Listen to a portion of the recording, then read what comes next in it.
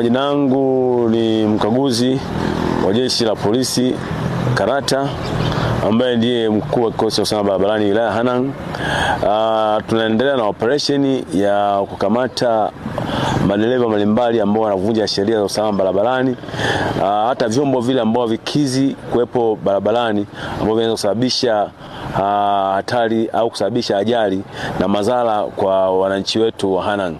Na operation hii ni endelevu.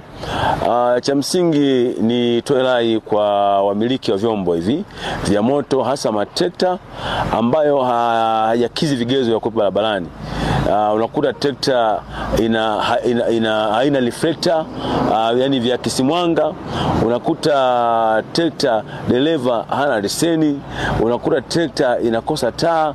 Hivi vyote ni vitu ambavyo vinasababisha ajali kutokea, haswa huko barabarani wakati wanapotumia vyombo hivyo. Kwa hiyo tumeanzisha operation hii kuhakikisha kwamba tunadhibiti vyombo hivyo na tunachukua hatua kali kuwapeleka wamiliki na madereva ambao hawana vigezo au hawajafuata sheria mahakamani, au kuchukua hatua nyingine za kuandikia faini, tegemea na makosa ya namna gani wanayofanya. Vile vile pia na madereva ambao wamekizi vigezo vyote vya usalama barabarani, lakini wanakuwa na changamoto ya kutumia kilevi wanapotumia vyombo vya moto.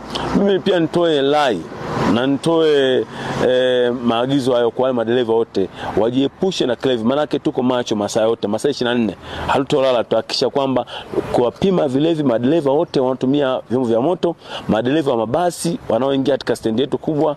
Tukifika hapa tutaonesha jinsi tunavyopima vilevi vile, na pia na madereva wote ambao wanaendesha private car lakini wako wamelewa, tutawachukulia hatua kali. Hivyo ni wasije wakatumia chombo cha moto wakiwa wametumia kilevi cha aina yoyote, maana vipimo vyetu vipo. Serikali imetupa vipimo vizuri vya kubaini madereva kama hao waseme, pia tuwafikisha mahakamani. Lakini tuambie kwamba Jeshi la Polisi wilaya Hanang, hasa kikosi cha usalama barabarani, tuko macho.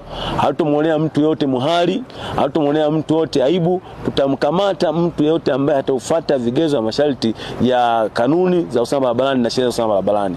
Mimi niwashukuru sana wananchi, pia tuzidi kupeana ushirikiano.